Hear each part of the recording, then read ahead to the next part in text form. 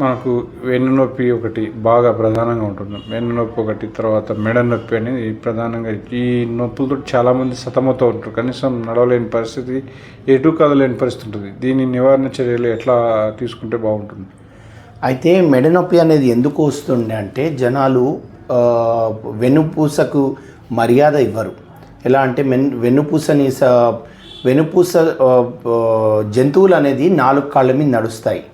So ఎప్పుడైతే 4 కాళ్ళ మీద నడుస్తాయో జంతువులు సమాన బలము 4 కాళ్ళ మీద వేసేసరికి వెన్నుపూస మీద స్ట్రెస్ అనేది ఉండదు. కానీ ఇప్పుడు మనిషి 2 కాళ్ళ మీద నడిచేసరికి శరీరం బలమంతా వెన్నుపూస తీసుకుంటుంది. ఆ వెన్నుపూస బలం తీసుకున్నప్పుడు ఏమవుతుంది, ఈ నరాల వెన్నుపూస అలైన్మెంట్, మాల్ అలైన్మెంట్ అంటే వెన్నుపూస కదిలిపోవడము, వెన్నుపూస అన్నెసరిగా బెండ్ కావడము, వాటి మధ్య డిస్కులు కదిలిపోవడము, నరాలు ఒత్తిడి కావడము, ఈ ప్రాబ్లమ్స్ అన్నీ అవుతుంటాయి. ఈ ప్రాబ్లమ్స్ ఎందుకు అవుతాయి అంటే మనిషి అనేది వెన్నుపూసకు మర్యాద ఇవ్వడు. బెడ్లో ఇష్టం ఉన్నట్టు పరుపు మీద పడుకొని చూడడము, సినిమాలు చూడడం, ఫోన్లు పట్టుకొని, లేకపోతే పుస్తకాలు చదవడము, లేకపోతే అనవసరమైన గంతులు వేయడము, ఇటువంటివన్నీ చేస్తూ ఉంటారు. లేకపోతే బరువులు ఎత్తడము, పద్ధతి లేకుండా బరువులు ఎత్తడము, ఇటువంటివన్నీ వెన్నుపూసకు చెడు చేస్తాయి. సో వీటినన్నిటినీ మనము తట్టుకోవాలంటే ఈ వెన్నుపూసకి మనం మర్యాద ఇవ్వాలి. ఎక్కువ విలేజ్ ఏరియాలో ఉండవు, ఎక్కువ జనరల్గా సిటీ టైప్లోనే ఎక్కువ. అంటే వాళ్ళేమో అక్కడ కష్టపడతారు, పని చేసుకుంటుంటారు కాబట్టి కనుక అది కాదు. ఇక్కడనే సిటీ వాళ్ళకే మేజర్గా ప్రాబ్లం వెహికల్స్ నడపడం వల్ల వస్తుంది. ఇది ఎట్లా? ఇది ఎందుకు అంటే బేసికల్లీ ఇది ఒక అర్బన్ ప్రాబ్లం అయిపోయింది. ఊర్లలో వెన్నుపూస ప్రాబ్లంలు రావనేది ఏమీ లేవు. ఎక్కడైతే వాళ్ళు పాత కాలాల్లో శరీరానికి బలం అనేది సమంగా చేసేవాళ్ళు. ఇప్పుడు కూలీలు బరువు ఎత్తినా కానీ వాళ్ళు వెన్నుపూస పొజిషన్ కరెక్ట్గా పెట్టుకొని వాళ్ళకి ఎలా ఎత్తాలో వాళ్ళు చిన్నప్పటి నుంచి ట్రైన్డ్ ఉంటారు. దాంట్లో వాళ్ళు పనికి వెళ్ళినప్పటి నుంచి జాగ్రత్తలు ఏం తీసుకోవాలనేది వాళ్ళకి తెలిసిపోతూ ఉంటుంది, వాళ్ళు నేర్చుకుంటూ ఉంటారు. కానీ దాని తర్వాత ఏమంటారు, వాళ్ళ పనులలో వాళ్ళు ఉండడము, బైక్ వేసుకొని రోడ్ మీద తిరగడము, ఇవన్నీ ఎక్సర్సైజ్ అనేది అర్బన్ పాపులేషన్లో చాలా తక్కువగా ఉంది. లేటెస్ట్ మోడర్న్ లైఫ్ స్టైల్స్ తీసుకుంటే సాఫ్ట్వేర్ ఇంజనీర్లు వీళ్ళంతా వాళ్లకు చర్యలు తీసుకోకుండా అడ్డదిడ్డంగా బైక్లలో తిరగడము, ఇవన్నీ కారణాలు అవుతాయి. అయితే వీళ్ళందరికీ పద్ధతులు అనేవి తెలియదు. బరువు ఎలా లేపాలి, ముందుకు ఎలా కూర్చోవాలి, కింద కూర్చున్నప్పుడు లేచేటప్పుడు జాగ్రత్తలు ఏం తీసుకోవాలి, ఇవన్నీ అర్బన్ లైఫ్ స్టైల్లో తెలీదు. ఎవరు నేర్పించే వాళ్ళు లేరు. దాంట్లో ఏం చేస్తారు, ఎప్పుడు బరువు ఎత్తడం అలవాటు ఉండదు. సడన్లీ బరువు ఎత్తు అనగానే ఏదో బరువు ఎత్తేస్తారు, సడన్లీ నడుము పట్టేస్తూ ఉంటుంది. లేకపోతే బైక్లలో బాగా తిరుగుతారు, బైక్ మీద పడతారు. లేకపోతే ఇంకేమన్నా కారణాలు ఉంటాయి. ఈ కారణాల వల్ల దెబ్బలు తాకించుకొని వెన్నుపూస అనేది తొందరగా డ్యామేజ్ అవుతుంది. అయితే ఈ వెన్నుపూస మధ్యలో ఉండే డిస్కులు ప్రాధాన్యంగా డ్యామేజ్ అవుతూ ఉంటాయి. ఇవే మేజర్ కారణాలు వెన్నుపూసకి. అంటే చాలామంది ఇంకా నేను అబ్జర్వ్ చేసిన వరకు అంటే బండి వెహికల్ నడిపిన వాళ్ళు కాకుండా కూడా శుతిమెత్తగా సెన్సిటివ్గా ఉన్న వాళ్ళకి ఎక్కువ వస్తుంటాయి. అదే అండి, ప్రధానంగా ఎక్సర్సైజ్ లేదు, వెన్నుపూసకు మర్యాద లేదు, మనం చేయాల్సిన జాగ్రత్తలు తీసుకోవడం లేదు. ఇవన్నీ ప్రధాన కారణాలు అవుతున్నాయి. ఇవన్నీ ప్రధాన కారణాలు అయినప్పుడు ఏమవుతుంది, బేసిక్ హ్యూమన్ అనాటమీ అనేది డ్యామేజ్ అవుతుంది. ఆ హ్యూమన్ అనాటమీ డ్యామేజ్ అయినప్పుడు ఏమవుతుంది, ఆ డిస్కులు అలవాటు లేదు మనిషికి, ఆ ఎముకకి కండరానికి మధ్యలో ఉండాల్సిన బ్యాలెన్స్ అనేది తప్పిపోతుంది. ఆ ఎముకకి బ్యాలెన్స్కి మధ్యలో ఉండాల్సిన బ్యాలెన్స్ తప్పిపోయినప్పుడు ఏమవుతుంది, ఆ ఎముక అనేది స్ట్రెస్ ఎక్కువ తీసుకుంటుంది, కండరం వీక్ అయిపోతుంది, ఎముక స్ట్రెస్ ఎక్కువ తీసుకుంటుంది. అయితే ఎప్పుడైతే ఎముక స్ట్రెస్ ఎక్కువ తీసుకుంటుందో ఆ ఎముక ఫైనల్లీ తట్టుకొని ఇక వదిలేస్తుంది. ఆ బలం వదిలేసినప్పుడు ఏమవుతుంది, ఆ డిస్క్ అనేది అణిగిపోయి వెన్నుపూస నరాన్ని ఒత్తేయడము, లేకపోతే అలైన్మెంట్ తగ్గిపోవడం, వెన్నుపూస దారి తప్పిపోవడం, వెన్నుపూస ఆ జాయింట్లు అనేవి వెన్నుపూసలో పాడు కావడము, ఇవన్నీ అయిన కారణం వల్ల వెన్నుపూసలో నరాలు, పెద్ద నరం ఏదైతే ఉంటుందో పెద్ద నరాల నుంచి ప్రతి సెగ్మెంట్లో తోక నరాలు బయటికి వెళ్తాయి. ఆ తోక నరాలు అనేది ఒత్తుకపోతాయి. ఒత్తుకపోయినప్పుడు కాళ్ళలో బలం తగ్గడము, తిమ్మిర్లు రావడము, ఈ కష్టాలను విపరీతంగా నొప్పులు రావడము, మన బలాలు కాళ్ళు చేతిలో బలం తగ్గిపోవడము, ఇటువంటివన్నీ జరుగుతూ ఉంటాయి. సో ఇటువంటివన్నీ జరిగినప్పుడు, ఎస్పెషలీ మెడ భాగంలో జరిగినప్పుడు, మెడ భాగం నుంచి నరాలు ఫేస్కి వస్తాయి, బ్రెయిన్కి వెళ్తాయి, లేకపోతే చేతులకు మొత్తము వస్తాయి. చేతులకు మొత్తం మెడ నుంచే బలం అనేది చేకూరుతుంది. ఎప్పుడైతే ఆ డిస్కులు C4, C5, C6, C7, and T1 అనేవి అదురుతాయో, ఇవి మెడకు రావాల్సిన నరాలన్నీ అదురుతాయో, అప్పుడు మనకు చేతులలో బలం తగ్గడము, తిమ్మిరి రావడము, విపరీతంగా నొప్పి ఉండడము, ఇటువంటివన్నీ జరుగుతూ ఉంటాయి. అవి క్రమంగా ప్రోగ్రెస్ అయ్యి చేతులు కదలకపోవడము, మసిల్స్ వీక్ కావడము, బలం లేకపోవడం, ఇవన్నీ అవి స్లోగా ముద్దుబారడం స్టార్ట్ అవుతుంది. ఇది క్రమంగా మెడలో అయినప్పుడు జరుగుతుంది. నివారణ చర్యలు ఎట్లా, వీటికి ఏం చేస్తే బాగుంటుంది? వీటిని చేయాలంటే ఫస్ట్ థింగ్ రెగ్యులర్ ఎక్సర్సైజ్ చేయాలి. మెడకు, భుజానికి, మన శరీరానికి కండరాలన్నీ ఎప్పటికప్పుడు బాడీకి సెకండ్ హార్ట్ లాంటివి మసిల్స్ అనేవి.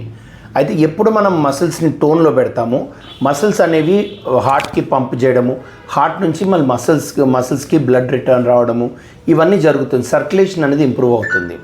సర్క్యులేషన్ అనేది ఇంప్రూవ్ అయినప్పుడు మనకు చేతులకు అనేది మసిల్ అండ్ బోన్ మధ్యలో బ్యాలెన్స్ వస్తుంది.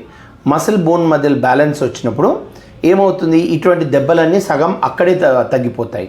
మిగతా సగము మనము నివారించేవి కావు. బైక్ మీద కలబడము, లేకపోతే అనుకోకుండా బరువులు ఎత్తడము, లేకపోతే ఏదైనా దెబ్బలు తాకించుకోవడము, ఇటువంటి వాటి వల్ల కూడా అదిరినప్పుడు కూడా నొప్పులు వస్తాయి.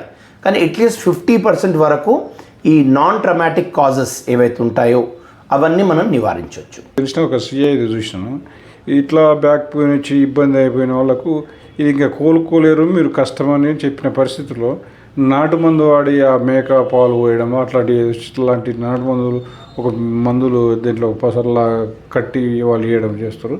అట్లాంటి వాళ్ళు అది చేస్తే క్యూర్ అయింది. అది కరెక్టే ఉంటాయా? బేసికలీ ఏంటంటే రెస్ట్ మేజర్ కాజ్ రికవర్ కావడానికి కారణం రెస్ట్. కానీ ఈ మేకపాలు తాగడం అవన్నీ నాటు వైద్యాల్లో జరుగుతాయి. అవి ఎంతవరకు సమంజసమో, ఎంతవరకు నిజంగా పనిచేస్తాయో నాకు కూడా ఐడియా లేదు. ఎందుకంటే మేము అవి చదువుకోలేదు కాబట్టి మాకు ఆయుర్వేదంలో అవి ఎంతవరకు ఉందో నాకైతే తెలియదు. కానీ మనము ప్రాపర్గా చూసుకుంటే మెయిన్ రికవర్ కావాలంటే ఫస్ట్ కావాల్సింది రెస్ట్ తర్వాత రికవర్ అవుతూ ఉంటే మెడిసిన్స్ ఇచ్చి ఫిజియోథెరపీ స్టార్ట్ చేస్తాం. ఫిజియోథెరపీతోని more than 50% of the back pains అనేవి తగ్గిపోతుంటాయి. మిగతా 50% మాత్రం సర్జరీకి వెళ్తూ ఉంటాయి.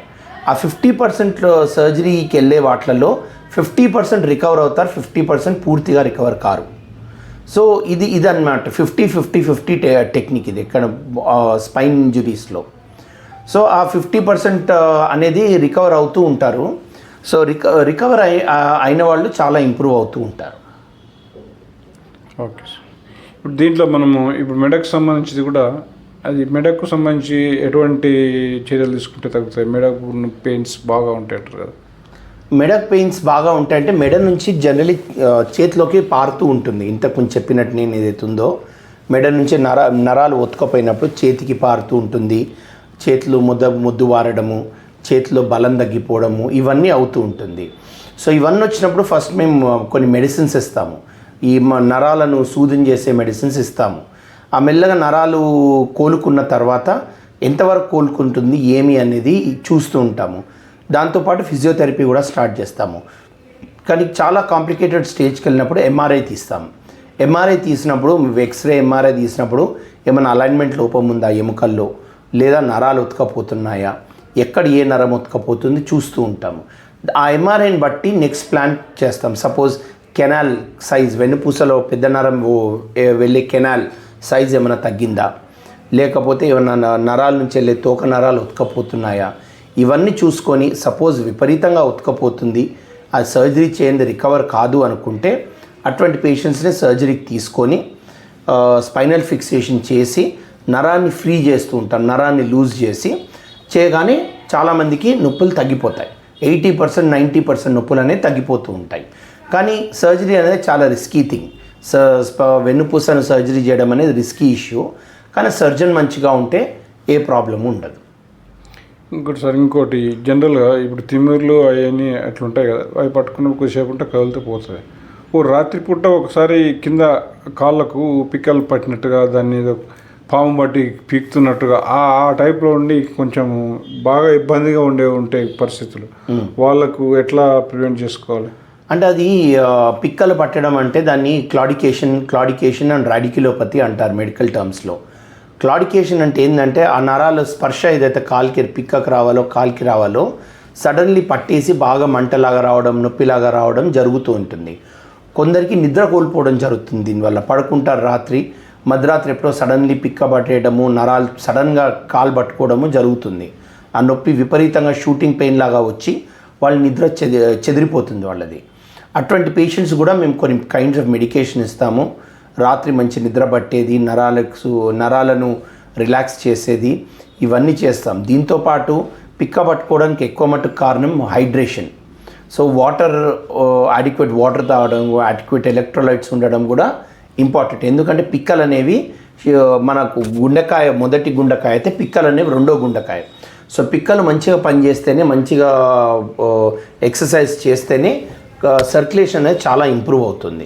అది వాటర్ లేకుండానే అవుతుంది. వాటర్ లేకుంటే కూడా అవుతుంది. కొన్నిసార్లు ఈ వెన్నుపూసలో నరాలు ఉతకపోయినప్పుడు ఆ వెన్నుపూస నుంచి వచ్చే కాళ్ళకు వచ్చే నరాలు అనేవి పట్టేస్తూ ఉంటాయి. సో పట్టేసినప్పుడు కూడా విపరీతంగా నొప్పి రావడం జరుగుతుంది. సో ఆ నొప్పి వచ్చినప్పుడు మనం ఇంతకుముందు డిస్కస్ చేసుకున్నప్పుడు కొన్ని మందులు ఇచ్చి, ఫిజియోథెరపీ ఇచ్చి దాన్ని రిలీవ్ చేస్తూ ఉంటాము. సో అది రిలీవ్ చేసినప్పుడు నొప్పి అనేది ఇంప్రూవ్ అవుతూ ఉంటుంది. దీంట్లో ఏమవుతుందంటే వెన్నుపూస నొప్పులు, ఇప్పుడు మనం ఇంతసేపు మెడ గురించి మాట్లాడాం కదా, ఇప్పుడు వెన్నుపూస నొప్పుల గురించి మాట్లాడదాం. లంబార్ సెగ్మెంట్ అనేది L1 to L5 and సేక్రల్ reason అనేది ఉంటుంది. సో ఇక్కడ నుంచి ఏవైతే నరాలు వస్తాయో 5-6 నరాలు కాళ్ళకు వెళ్తాయి. కాళ్ళకు 2 మేజర్ నరాలు ఫామ్ చేసి కాళ్ళకు పారుతూ ఉంటాయి. సో ఎక్కడైతే నొప్పి వస్తుందో ఆ పర్టికులర్ సెగ్మెంట్కి మనము ట్రీట్మెంట్ అనేది ఇవ్వాల్సి ఉంటుంది. సో దాన్ని బట్టి కాళ్ళలో ఎక్కడ పారుతుంది, నొప్పి తొడ వరకే ఉందా, నొప్పి పిక్కల వరకు ఉందా, నొప్పి అరికాలికి పోతుందా, ముద్దు బారుతుందా, తిమ్మిరి వస్తుందా, ఇవన్నీ మనం చూసుకుంటాం. బలం ఏమైనా తగ్గిందా, ఇవన్నీ చూసుకుంటాం. సపోజ్ తిమ్మిరి ఎక్కడం వరకు ఉంటే మందులు ఫిజియోథెరపీతోని ట్రీట్ చేయొచ్చు. లేదు అప్పుడు ఎంఆర్ఐ తీసుకొని ఏమైనా నిజంగానే సర్జికల్ ప్రొసీజర్ అవసరమా? ఎందుకంటే ఇది ప్రోగ్రెసివ్. ఫస్ట్ ఇనీషియల్లీ నొప్పి స్టార్ట్ అవుతుంది, వెన్నుపూస నొప్పి. దాని తర్వాత తిమ్మిర్లు స్టార్ట్ అవుతాయి. దాని తర్వాత మెల్లగా ముద్దుబారడం, బలం తగ్గడం స్టార్ట్ అవుతుంది. దాని తర్వాత ముద్దుబారడం స్టార్ట్ అవుతుంది. దాని తర్వాత ఇక కాలు కంప్లీట్ నడవలేరు, బలం వాడలేరు. సో ఇదనే ప్రోగ్రెసివ్ స్టేజ్ వస్తూ ఉంటుంది. ఆ ప్రోగ్రెషన్ని మనం ఆపగలిగింది ఎలా? మందులతో అండ్ అవసరమైతే సర్జరీ చేయడంతో. సో ఇటువంటి ఒత్తిడి బాగుంది, ఏమి చేయలేము, మనము కంపల్సరీ సర్జరీ చేయాలని పేషెంట్స్ని మనం తీసుకొని వెన్నుపూసలో సర్జరీ చేసి, అంటే laminectomy, discectomy and fusion and చేస్తూ ఉంటామన్నమాట. సో లామినెక్టమీ, డిస్కెక్టమీ చేసినప్పుడు కొద్దిగా బోను, ఆ 2 ఎముకల మధ్యలో ఉన్న కండను కొద్దిగా తీసేసి నరాన్ని ఫ్రీ చేస్తాం. చుట్టుపక్కల నరాన్ని ఫ్రీ చేసి ఫిక్సేషన్ అంటే స్క్రూస్ వేసి, రాడ్లు వేసి దాన్ని స్టేబుల్గా మళ్ళీ అడిషనల్ ఫిక్సేషన్ చేసి అప్పుడు నర్వ్ని ఎక్కడెక్కడైతే ఒత్తిడి ఉందో ఆ నర్వ్ని అంతా మనం రిలీజ్ చేస్తే అప్పుడు నొప్పి అనేది పేషెంట్కి అనేది సిమ్టమ్స్ అనేది తగ్గుతాయి. నొప్పి, తిమ్మిరి బారడము ఇవన్నీ తగ్గుతాయి. దాని తర్వాత అక్కడ నుంచి పేషెంట్కి మనం ఫిజియోథెరపీ చెప్తాం. ఫిజియోథెరపీ అలవాటు చేయించి మెల్లగా పేషెంట్ రికవర్ అవుతారు నార్మల్లీ.